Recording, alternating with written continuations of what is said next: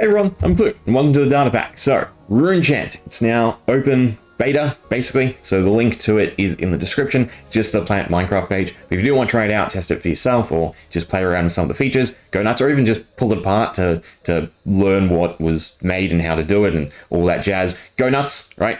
Complete, unlimited, whatever you want to do with it, right? Make a pack, make a world, do whatever you want. It's there. But in saying that, right, it is open for balancing, tweaking, and a fair amount of change, so be prepared in that aspect.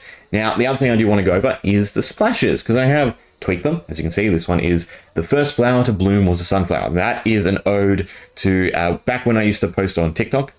Yeah, I tried. I don't do it anymore. Couldn't suck with it. Can't stand the platform. But back when I did, one of the first devotees, right, who always commented, always followed the pack, was Flowery, right, based off of Undertale, but that was their online persona, so I thought this was just a nice little ode to them. So if you do want your own little splash, right, leave a comment, and as long as it's not obscene, I'll chuck it in the rotation. Basically, anyone who's really expressed interest in the pack or have been along for the journey, I've tried to put a little something in there for you. It's not, a huge thing, but just a way to show my appreciation. Now, I was meant to start this yesterday, but I didn't. I ran into this weird bug on the pre-release. I thought it was part of the pre-release because I did a bunch of testing. I went back to pre-release 1 and it was fine. I've tried again today to recreate the bug because I was going to talk about it for a bit, and it's just resolved itself. So I don't know what's going on there.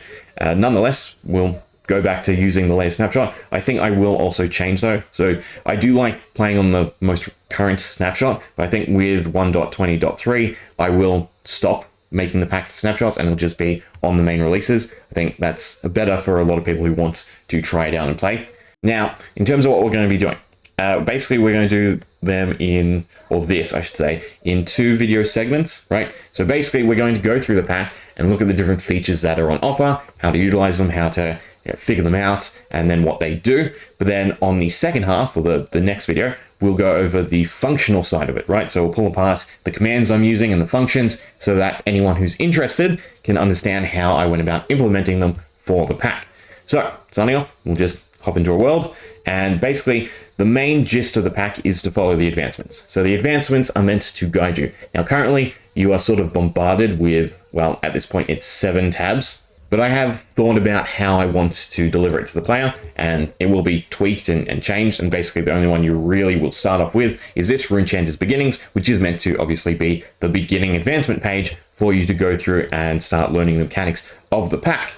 So we'll probably go over that at the end of the video. For now, we're basically just going to follow a different path. So we'll start down here at Boiling Cauldron. So it says, just boil water in a cauldron over a campfire. Nice and simple. So if we go ahead and grab out everything we need, so a campfire, a cauldron, and then water, right? So this is our first multi-block structure, if you will. So we get the advancement, Boiling Cauldron, and another little thing that will be unlocked is this one, the multi-block structures. Although apparently it's not listed there. I'll have to check that. So basically the multi-block structures is meant to just list all the different multi-block structures that you can get access to across all the different advancements tab in one nice concise place. So you can see, so for instance, the Boiling Cauldron and also the Grinding Station from Runechant's Beginnings. Do we have any accessible here? Yes, we do. We have the Spell Altar, right? So they'll all appear in that one tab. So if you ever get stuck or forget something, you can just click on this page to then figure out all the different multi-block structures so you can set them up in your base. But going back to the Boiling Cauldron, so we've got the first step. Now we have 2 different branches. We have a new route of brewing. Seems the sniffer has some new potential. So that alludes to obviously going and finding the sniffer and seeing what they dig up now. Yes, I was just as dissatisfied as everyone else with our 2 flowers, so I've gone ahead and given them a bunch more utility, and they dig up a bunch of goodies for the pack, including, well, as you can see by the image, a new route. But since we're not going to do that, we're going to follow this branch, which is home brewing. So it says, toss a bone and rotten flesh along with any flour into a boiling cauldron to create different potion effects. The concoction cannot be bottled and simply disperse it. So this is our first form of drop crafting. So all the mechanics in this pack use drop crafting. There are no custom blocks, right? I didn't want to learn how to use those interfaces, right? So basically you take like a chest and you retexture the GUI, I'm pretty sure, and then you test the slots. Yeah, it was a bit too complicated for me, so drop crafting it is. So inside our cauldron, right, if we go ahead and get ourselves a bone, singer, rotten flesh, and then also any flour. So all the different flours work, right? I believe it's just flowers. I haven't done the roots. I'd have to test that. I will probably end up putting in all the advancements for the recipes, although it is a lot, right? So there's already 4 there, another 8. It would take up a lot of space in the advancements, so I don't think I probably want to do that. But we'll start with pink petals, why not? So we throw all 3 into our boiling cauldron. They will mix together, as you can see, creates this little ball of petals. And yeah, look, in the environment, we have essentially buffed, I think it's a 2-chunk radius, right? So it's 32 in every direction, and we're just getting bursts of regeneration. Now, these are obviously a lot easier to access than potions, but on the flip side, the balancing is everything within the chunk gets it. Now, regeneration isn't a big one because it only affects living mobs, so, you know, it's fairly decent. You will have to go farm some pink petals, some rotten flesh, but think of them as like little utility beacons. So you can start off nice and easy, get yourself a campfire, get yourself a cauldron, go pick some flowers, and, you know, get these minor buffs for your day-to-day. They do work, you know, going up and down, right? Again, it's that 32 block radius, so you can dig 32 blocks down, you can go 32 blocks up, out, west, east, whatever you want, and you will still gain the buff. And they have a nice little particle effect to tell you that they are working in the environment. And you also might have noticed they did drain a little bit of water from the cauldron, so you will have to refill it. And again, there are a ton of potions for you to figure out, right? Some good, some bad. I think a poppy is a not so good one. So we grab it out again, some more rotten flesh. You only need 1 piece at a time, and a bone. You do also have to make sure to just drop 1 and 1, right? And we might as well make that 64. So for instance, if I drop a stack of bones, flesh, and a poppy, right? Nothing's going to happen. But if then, I grab a tulip also. I mean, we might as well use a tulip. Again, it's everything. 1, 2, 3, right? Bubble effect. We now get a different little ball. And as you can see, there's both particles in the air. And we are passively gaining regeneration and strength. Okay, red tulips are good. So this is a nice little combat effect beacon. Now, it's not constant, right? I didn't want to make it too powerful because of how accessible it is. There are other utilities to it, right? But I think they're located somewhere else. I'm also curious why we didn't get the advancements. It should be tied to the recipe. I'll have to look it up. Again, lots of tweaking, lots of balancing to figure out, and bugs to squash. So, you know, we'll work as we go. And probably after each video is when I will push an update for the pack. But if we find ourselves somewhere else, I think it's in Runechant's world, I think we need to get ourselves some little farming fragments, to call it, right? So basically, there are all these different fragments you can get from doing activities out in the world. One being obviously harvesting crops. So if we grab out some bone meal and then just some wheat, we should be able to check if this is working. Also, of course, a hoe, and we already have the water.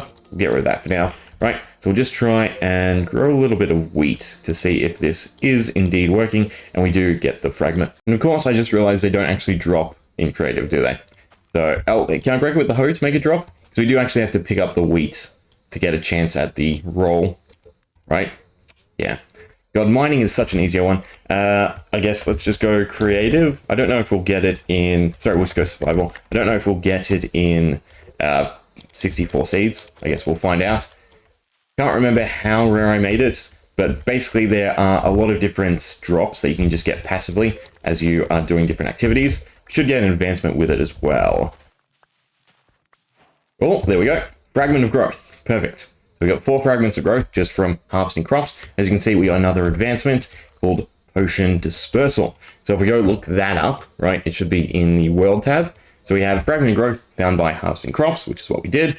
And then this one, by throwing any regular potion into a boiling cauldron, along with a world fragment harvest, you can disperse it into the air, causing it to affect all mobs in a large area around the cauldron. So similar to the plants, we can now do the same thing, but using a fragment as well as any brewed potion, right? This way you can guarantee what effects you're going to get, right? Because you know them.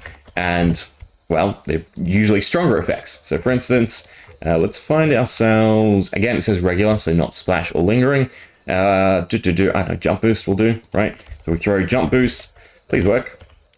Yeah, particles, cool. And we should have jump boost 3, right? And this one should be constant. So you refresh every 5 seconds, right? And so the flowers, you get like 3 seconds of it, so it doesn't last infinitely, but this is infinite.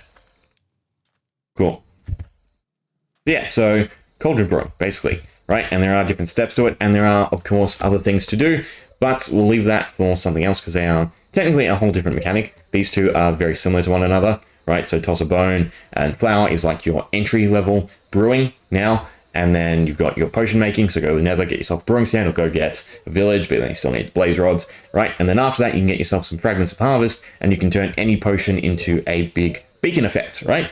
But again, they do affect everything in the environment, so it's good for players grouping up, but then it's also, you know, a bit balanced because it will affect all mobs in the environment. If you take something like haste, doesn't matter, because that won't improve their attack speed. If you take something like strength, then you better be a little bit careful. So again, it doesn't completely eclipse beacons, especially because it's not constant, doesn't last forever, but it is, you know, a utility. So I think I've done a decent job with this one in terms of its balancing. I don't think we need to tweak it too much, right? Maybe the timing and the radius, potentially. But I think for now, it feels fairly decent. So again, we can go about 2 chunks in any direction before we lose the effects. And we should see the particles obviously fade away, right? Because we're no longer under its effects and we're not going to get jump boost back.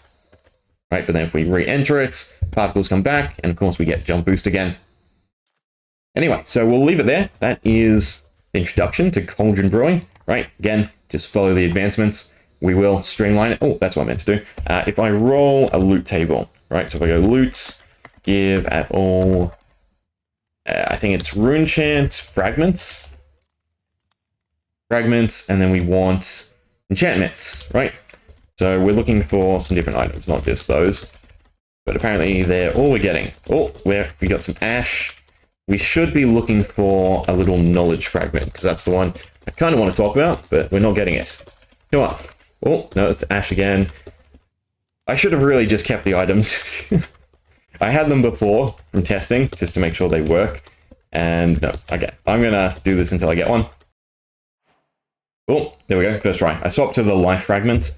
Right, well, because I'm looking for them, and life only rolls against the knowledge fragment, whereas enchanting rolls for both enchanting, enchanted ash, and knowledge fragments. Okay, so knowledge fragment. Scraps of various inconceivable scribbles. Maybe someone can make sense of these. So what I think I'm going to do is allow the player the ability to trade with a specialized villager, so you can give them the scraps to unlock certain branches of the advancements. So I will probably make it the tabs altogether. So you have to pay X amount to unlock shop crafting, X amount to unlock Runechant's advancements, which I'll probably rename to like spell crafting or something, since that's what it is. Worldly knowledge or something like that, because this is all the environmental knowledge, right?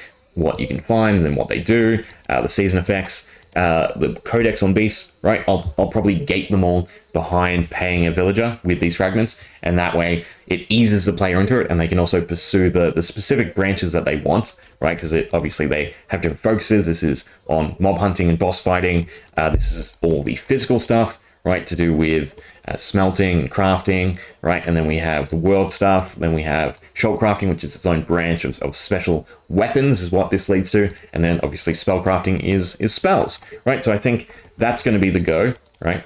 Obviously I have a lot to do and set it up, including the villager. Speaking of which, I'm thinking a hub on top of the Nether, right? As a little world hub. I can have it spawn from the start, and you can just go there, I don't know, set up some sort of item, teleport you there, and yeah, I think that's a decent idea. Otherwise, maybe just a special set of blocks, maybe an item frame with something in it that you put in front of a villager, and then it gives them the job, right? Maybe. I don't know. I will think about it, but that is the go. Otherwise, again, what we're going to do is we're going to jump into the functional side of the Cauldron stuff, right? So going over the brewing. And then the next one, we'll just follow another little branch, and we'll leave it as is. I won't unlock all the advancements. That way we can, you know, play as I intended to play to play.